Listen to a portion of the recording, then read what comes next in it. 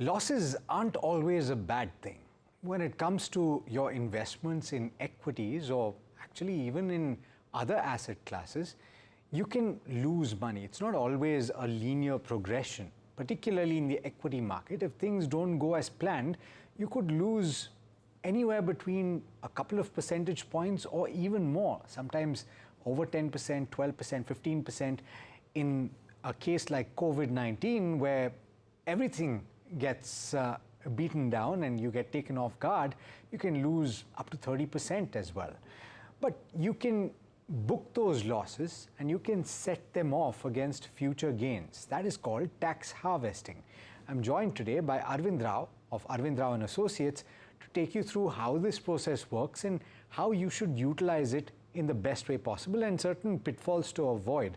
Arvind, thanks so much for taking the time as always. Now, the reason I thought that we should talk about this is we're nearing the halfway point for the calendar year, and there has been quite a bit of fluctuation in the equity markets. Of course, we've seen a bounce back, but there are several mutual fund schemes that have underperformed over the course of the last 6 months, or even equity investments, and people could be losing money. In your opinion, in which situations should you use tax harvesting? So tax harvesting can be, it's a great tool because I think one of the biggest advantages that our tax laws afford us is that you don't have to pay tax only on your profits. You are required to pay tax on your net profits, which means whatever losses that you may have incurred, you're allowed to offset it against these profits. So this is the base where tax harvesting comes into play. So if you're holding on to some losses, and I would like to put it here that which Alex, you rightly mentioned, last 6 months there has been both a down and an upside in the markets.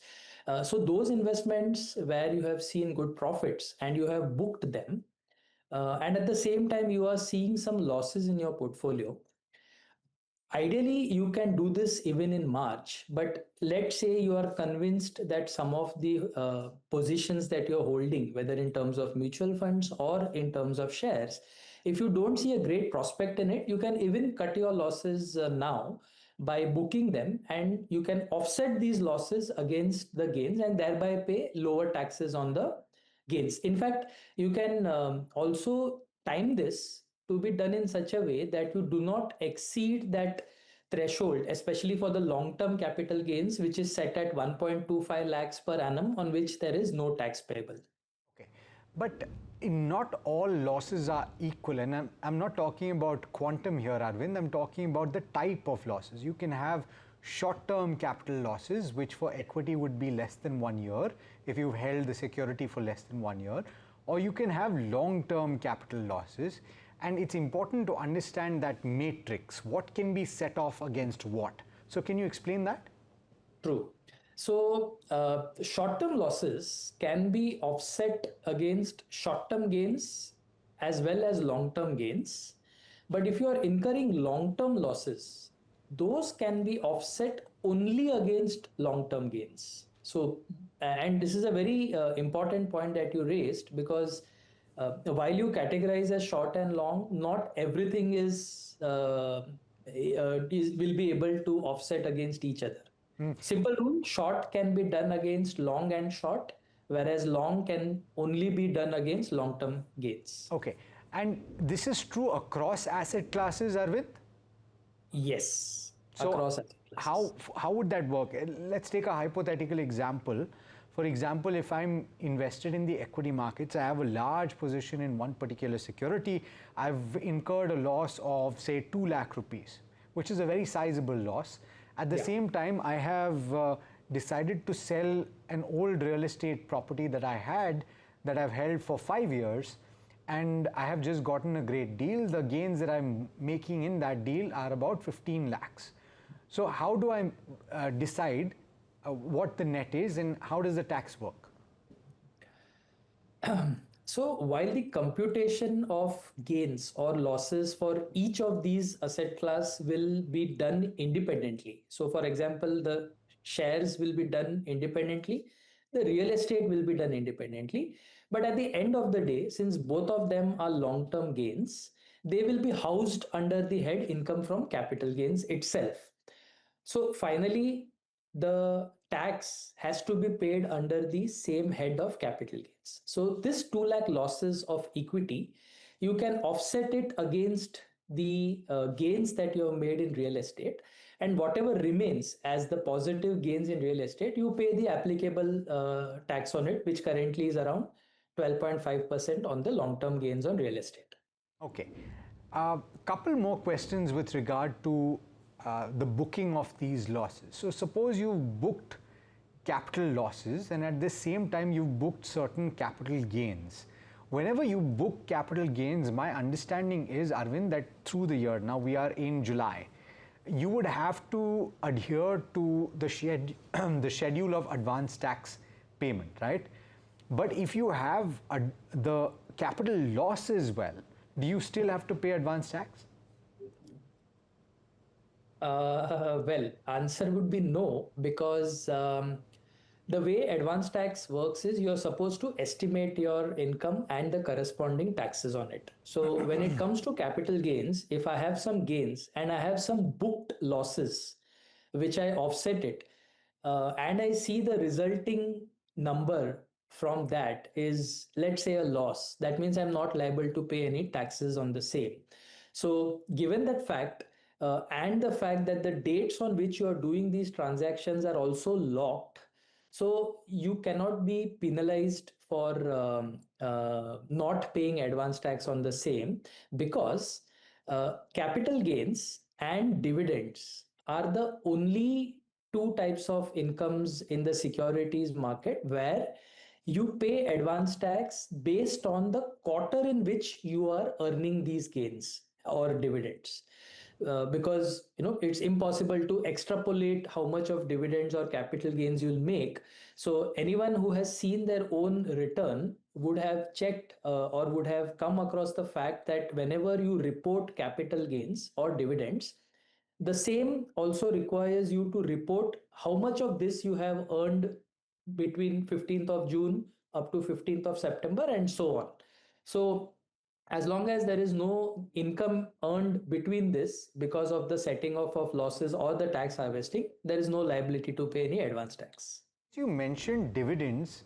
Is there a threshold for the payment of advance tax of dividends, on dividends rather, or any amount that you receive, even if it is 2 or 3,000 rupees, you have to pay advance tax?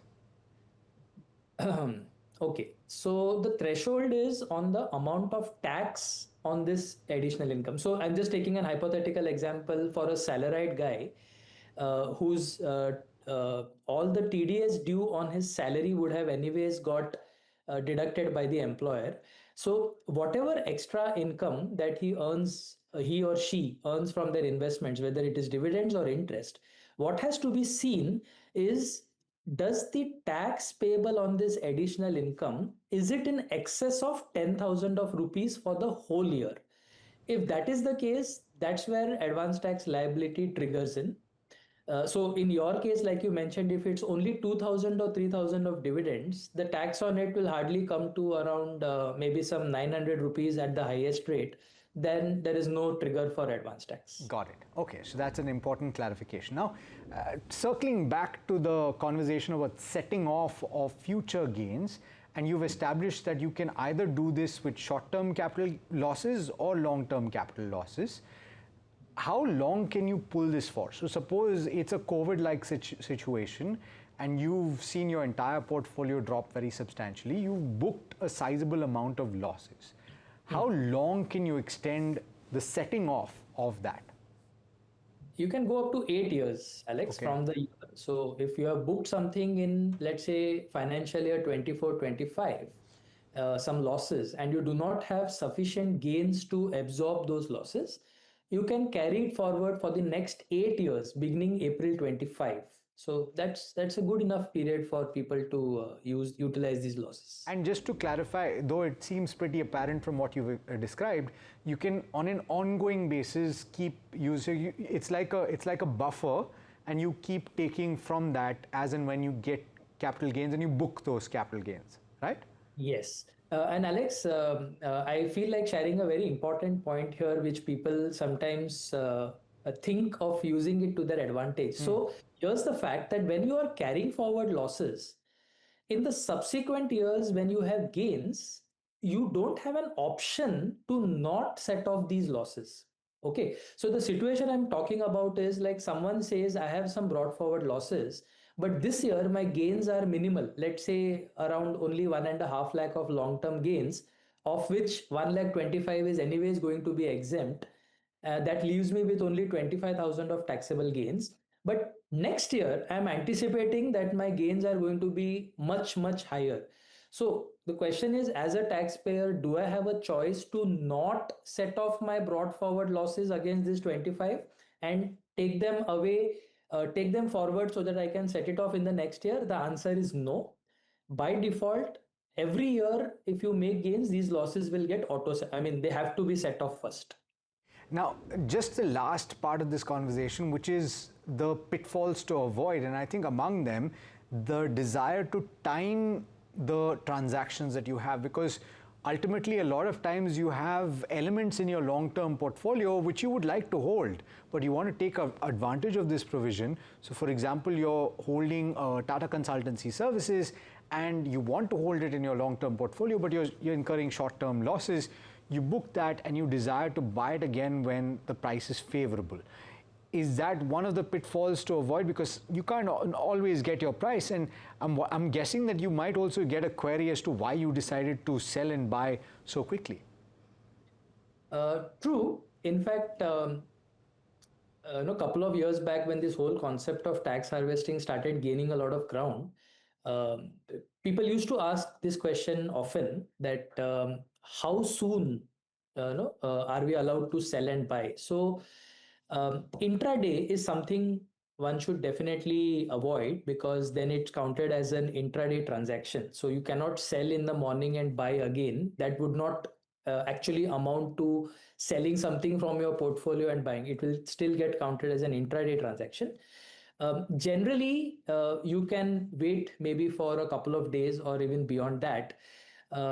But for somebody like who's trying to time it and capture the best, lowest price, many a times this strategy has also failed, because if the stocks take a U-turn, like you can imagine March 25, I mean the whole month of March 25, around the last fortnight, the prices really shot up. So people who booked the losses in the first fortnight, assuming that they'll buy it back, were taken for a surprise, because the markets took a U-turn. So yeah, timing is something one has to be wary about. Okay, so we've covered quite a bit of ground as to what you should and should not do, but any last few mistakes that you want to point out, Arvind, to avoid? Yes, absolutely. So one has to keep in mind that although tax harvesting is very important, you should not wait for the 31st of March, because one has to be wary of the settlement cycles. Like, if 30th March happens to be a Friday, and if you're doing some loss there, you need to know when does that settlement happen. The settlement has to happen before the year end. So ideally, don't corner all your transactions in the last week of March. Second, I would say that also have a reinvestment strategy in place. Like, just don't go forward booking losses and assuming that you will be able to get the offset available. Lastly, always try to take professional help around it, because any advice is always better. Last, have proper record keeping that you keep whenever you're doing such exercises, because using the correct cost and the correct sale price is very important to capture the loss. So record keeping is very, very important. Oh, got it. All right. Arvind, thanks so much for joining in. Always a pleasure speaking with you, and useful conversation.